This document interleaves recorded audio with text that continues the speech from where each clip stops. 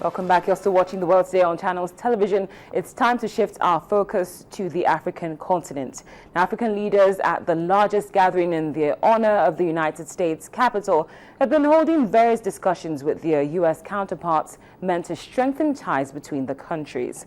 Now, President Barack Obama has indicated he will not be holding any bilateral meetings with the leaders, but wants them to talk amongst themselves. However, Secretary of State John Kerry has been holding various brief sessions with as many leaders.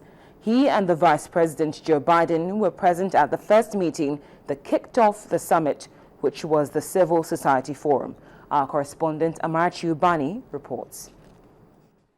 It's right in the middle of summer here in the United States, and many tourists and holidaymakers will be visiting places such as the one behind me, the World War II Memorial, one of the many sites that many of the tourists will be visiting here in Washington, D.C., but it's also the perfect setting for the U.S.-Africa Leaders Summit.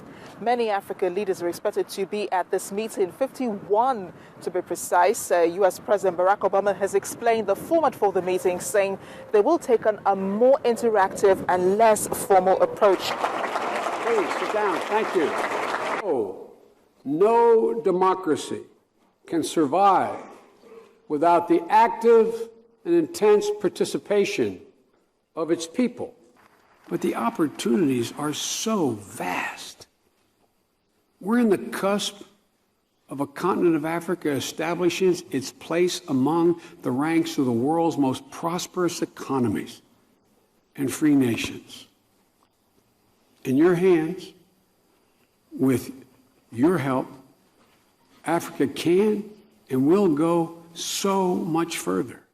This summit is investing. While the focus remains investing in Africa's youth for countries such as Somalia, that may be a long-term challenge, but it's one they're already facing head-on. The federal government of Somalia will, through the Minister of Youth, draft a youth empowerment framework that sets out the required legislation desired to promote youth empowerment, inclusion, and participation.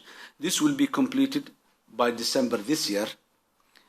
This framework will be mainly focused on youth for dialogue, youth for leadership, youth for economic recovery and development of the country.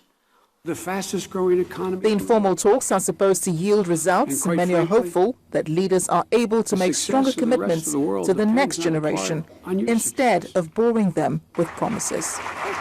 From Washington, D.C., Amarachi Ubani for Channels Television News. Thank you.